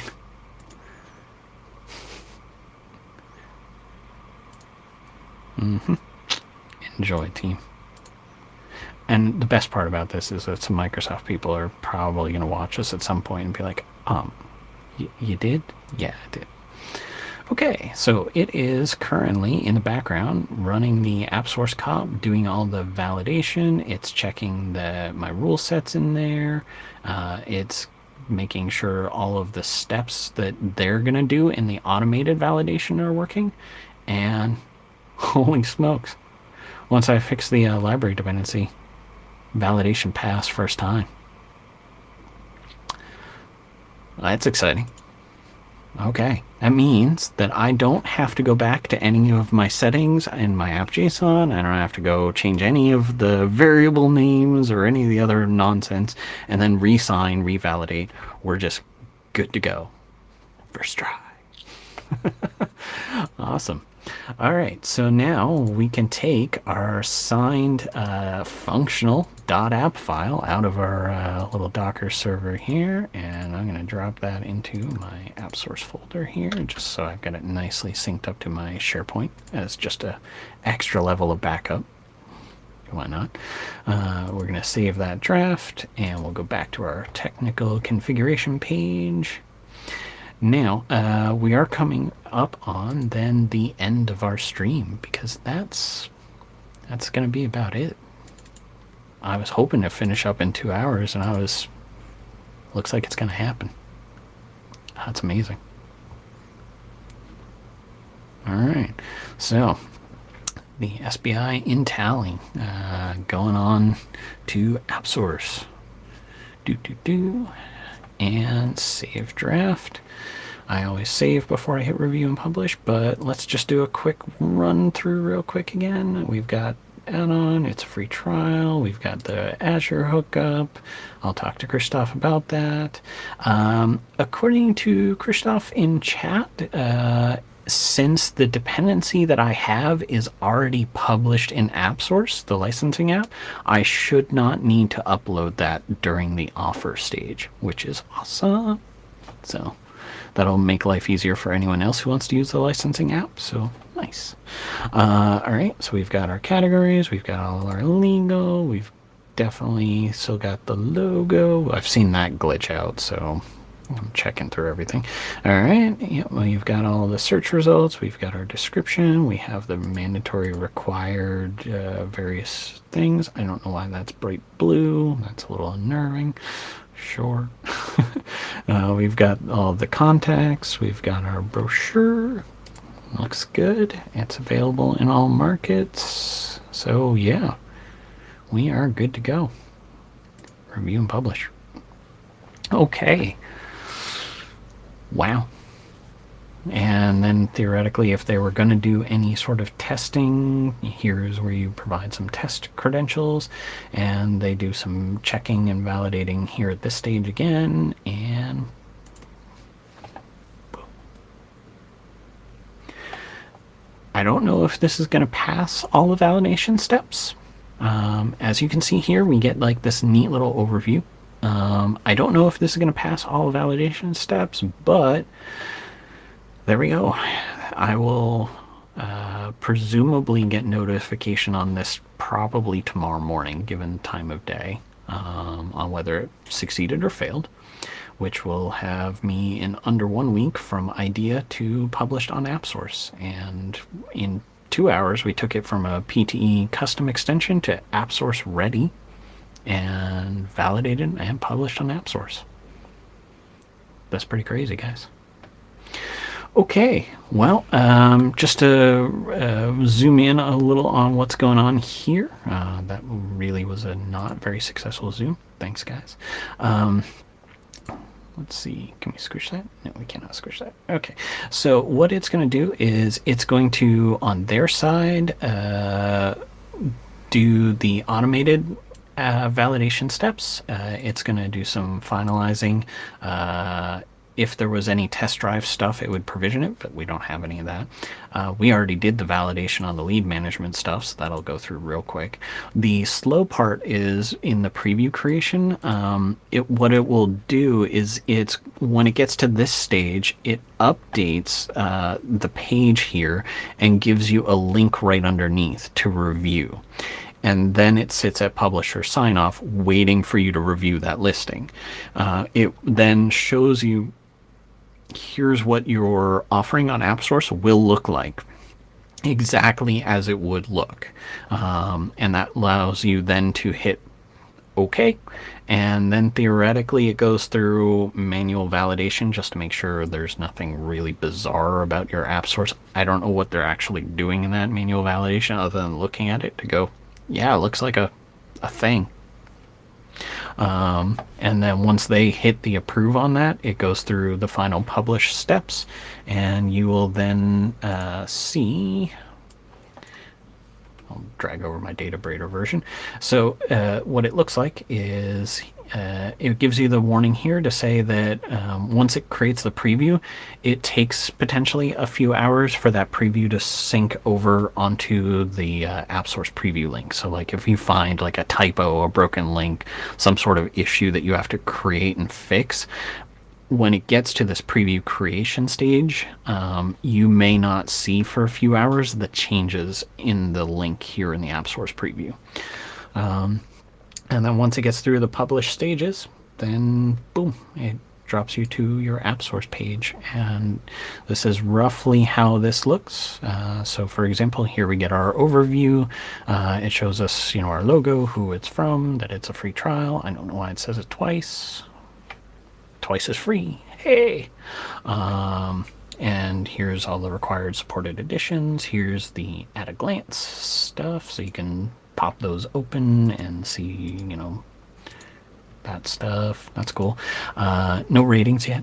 Hopefully people play with this soon and start enjoying life with it, because anytime I've done a demo for someone personally, their jaw has dropped that it works the way it does. So hopefully we'll see some 5 stars soon.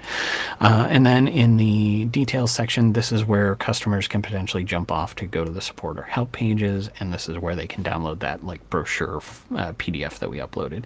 You'll notice nowhere in here is directly a link to your website. So that's why it's important that if you do want to encourage people to come to you, you need to do that in this description section. There is no publisher about us page that directs people to sign up to a newsletter or follow on LinkedIn or follow on Twitter. None of those things are here. It's the least marketing tool I've ever seen. Sorry, AppSource guys, it's not a good product. It's sufficient, but it's not good. So, all right. Okay. Other little bits and bobs to be aware of, because I think we're finally at just about the wrapping up point and can call this a day here. The only other things that you should be aware of is if you've done your app insights key and all that sort of stuff, when you come into the logs for your application insights, you'll actually see those validation steps, not only from you running it in Docker, but also when AppSource does the yeah. Can I just do straight up traces and just get everything? Yeah. So there we go. Yeah. That was from me doing the validation, and there you go. So you get all the trace data and everything like that coming from the app inside of the Docker images and see that it's getting validated. When they do the automated stuff, you'll see a whole flurry of them because they test them against all of the markets, I believe, that you've said you are going to do business in. So since I said everything, it's going to flurry through, and it's kind of nice because it gives you a sample set of data for your new application insights that you can test, your Power Automate and your Power BI stuff against this data and have something to make sure that it's working before the first customer hits install. So, okay, well, hopefully this will be valuable and useful for a lot of people, and maybe also in the process they went, hey, that InTally is pretty nice too, so maybe we should use it. Okay, well, lots of cool stuff. I don't know the answer to the perfectly legit question about the telemetry for on-prem. I feel like that's a bit more of a question mark and depends on the environment, because there's so many things that you can fiddle with in on-prem. It's a good question. I've got a couple on-prem environments. I can test that out and come back to you on that. So if anyone else has some questions, we've covered a lot of ground, I know. But if other folks have questions, I do see them in chat. I've seen them from 3 different venues so far, both in the YouTube chat. I've seen it from the Twitch stream and all that fun stuff. So I think that covers all the questions I've seen so far. Cool. All right. Yeah. I think that there's probably going to be a lot of good content coming out beyond what I've covered around a lot of this telemetry stuff. I know Kenny and a few other people are very keen to teach more about this. There's Dynamics Con coming up in March, and we're in the submission window for that. So it'll be interesting to see what sort of telemetry things bubble up into that stream. So that'll be cool. I'm deciding if I'm joining in on the race on this and on what topic on the Dynamics Con submission winning thing. Cool. And yeah, if you're stuck on things, you can find the BC Discord. I've got it usually pretty easy to find on a couple of different platforms.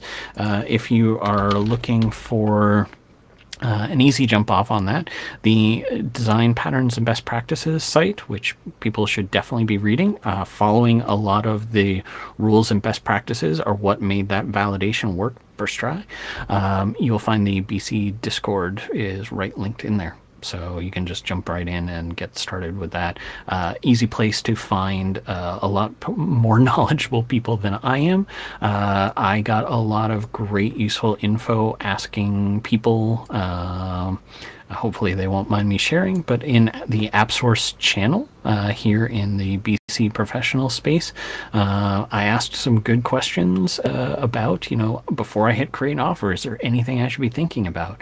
And a lot of the things we went through today are coming from people that they gave me good insight about and some different things to rely on and all that sort of thing. So definitely a great place to ask a bigger group of people who know about a topic and share.